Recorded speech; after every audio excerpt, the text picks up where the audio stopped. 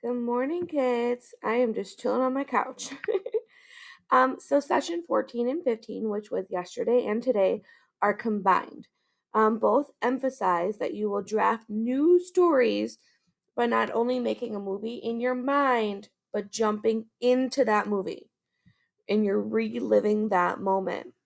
You'll pick up your pens or write in the air in order to write inside that moment.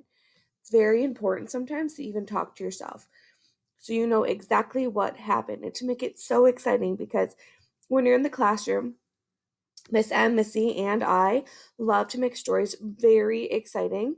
And it's important that when you're reading them, you can feel that excitement, right? So today is similar to yesterday. However, today, your focus really is to make sure that you are finishing a whole piece, okay?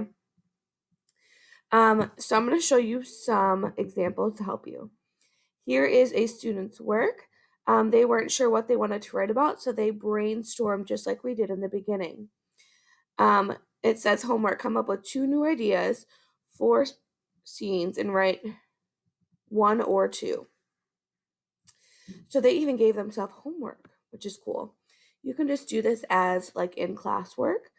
You're going to come up with new ideas to write about, exciting times.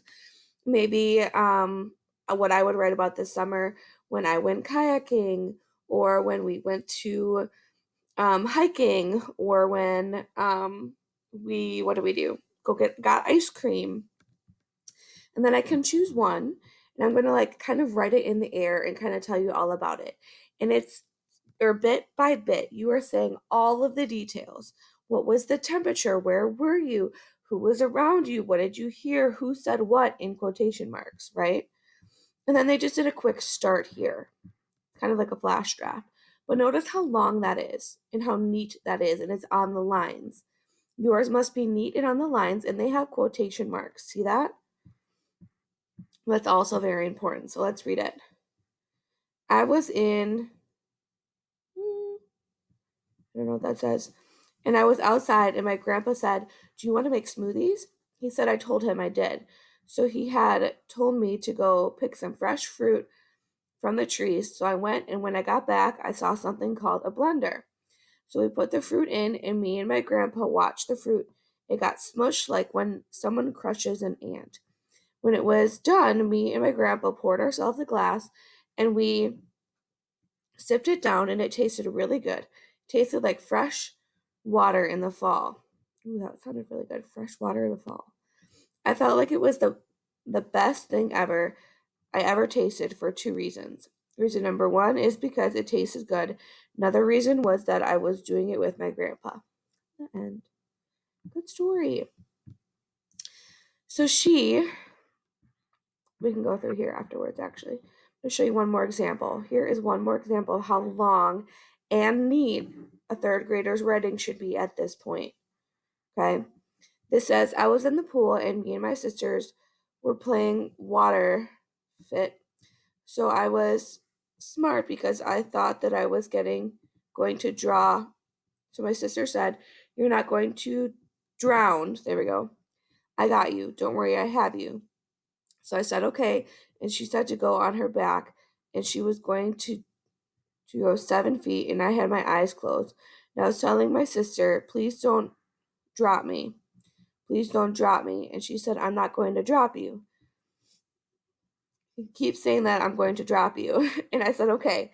So we went back to 3 feet, and I was learning how to swim.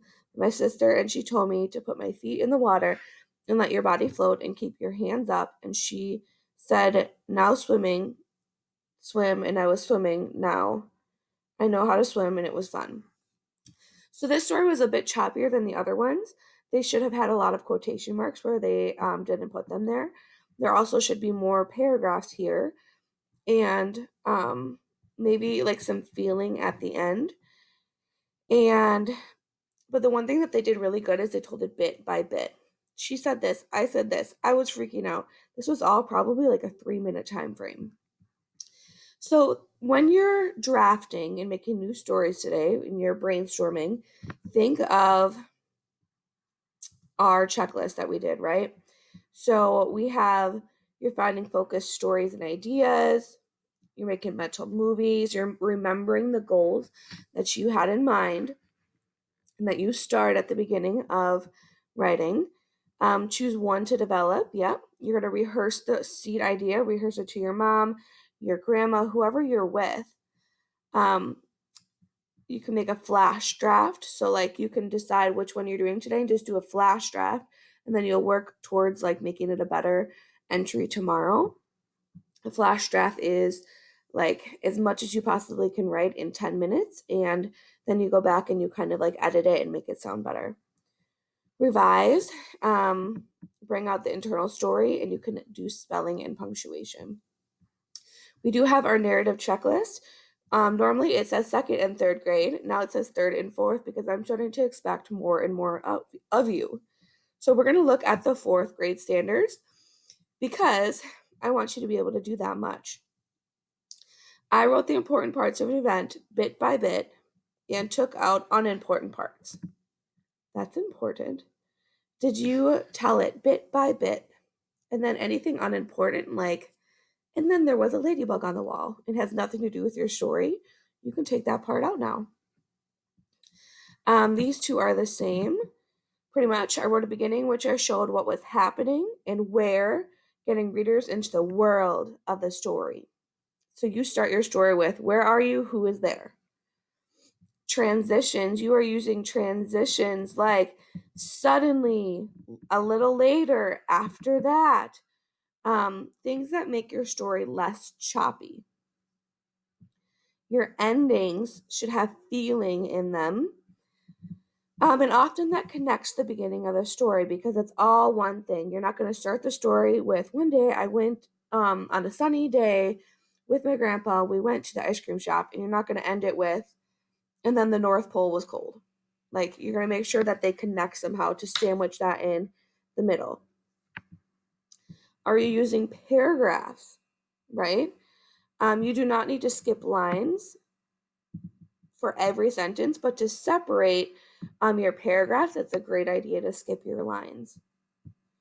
Are you elaborating, telling as much as you possibly can?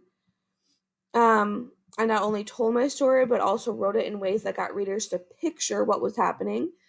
Then look at all this other stuff that Mrs. Wolf is going to expect out of you soon. Right?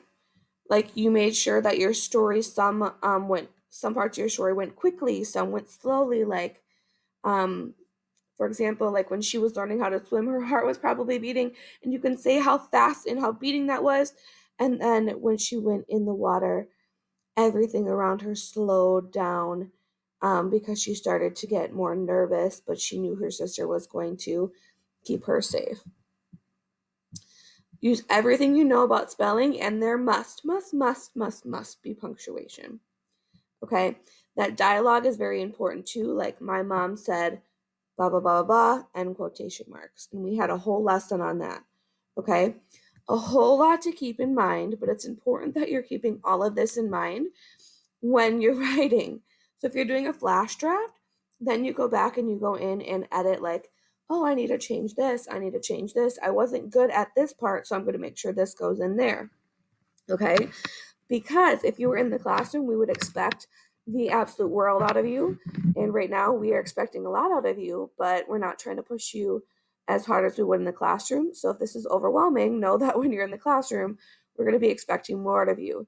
So build your stamina, which means write more, a longer period of time. Set your timer. You're training yourself to get ready for in the classroom, okay?